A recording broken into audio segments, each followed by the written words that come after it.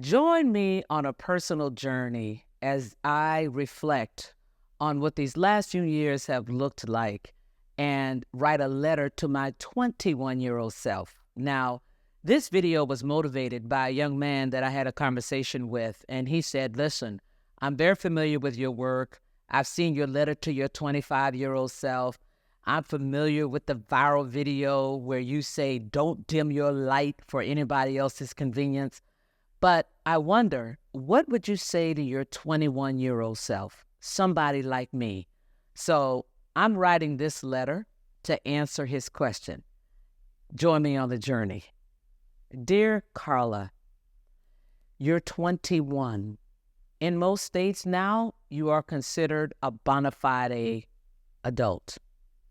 Here are a few things for you to remember as you embark upon what is going to be an amazing life.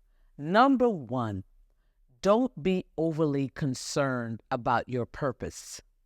Your true purpose in life comes when you understand what your superpower is. That thing that God has uniquely given to you that you can do effortlessly, and it also helps other people in the process of your delivering it to the world.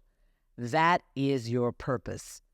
You may not find out what your purpose is in your 21st year, in your 25th year, in your 35th year. Your purpose evolves over time as you learn what you're really good at, what is effortless for you. And sometimes those things only come after you have learned a few other lessons or even after you've learned a few other skills. At 21, you should be committed to delivering your best, no matter what that is and no matter what the venue might be. If you're sitting with your girlfriends, think to yourself, how can I be the best friend that I can possibly be? What does that look like right now?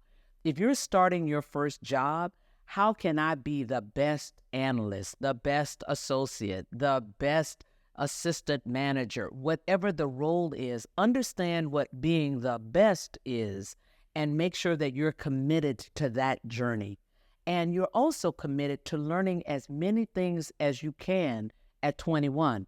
Trust me, even though you think you know what you might want to do, you have not yet been exposed to something that you may like even better. You may not even know the role or the opportunity exists, and you might learn that in the next year or 2 years.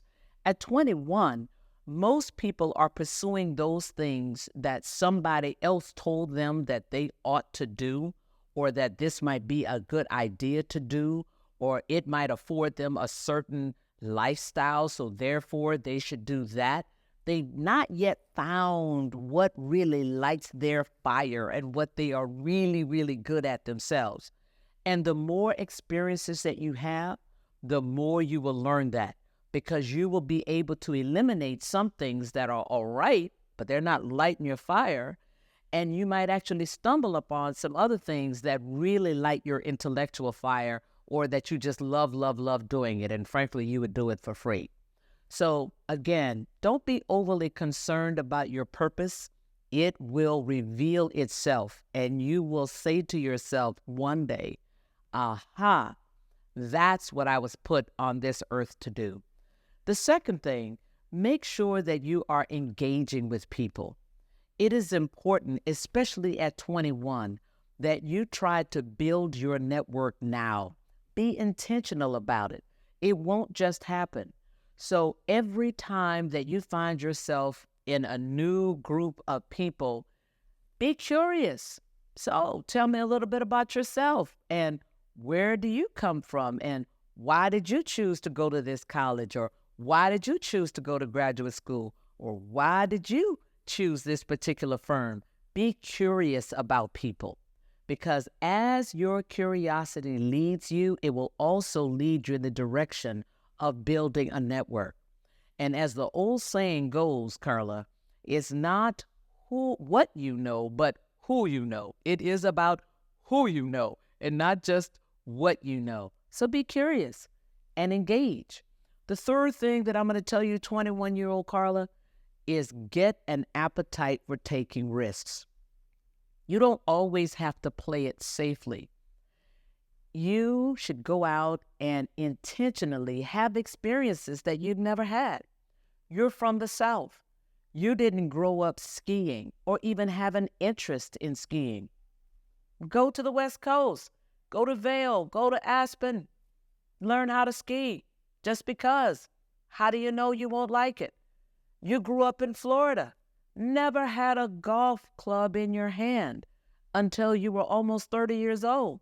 And then you found out you loved golf. Well, how about if you had tried it at 21? 21-year-old Carla, try new things. Go hand gliding. Go skydiving.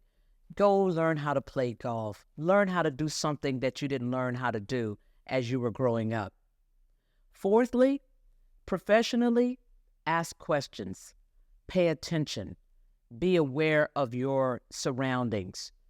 Ask the question why as often as you can. Why are these our values? Why are we focused on these two products? What are we trying to accomplish over the next 12 months? Who is our biggest competition? Why do we consider them to be our competition?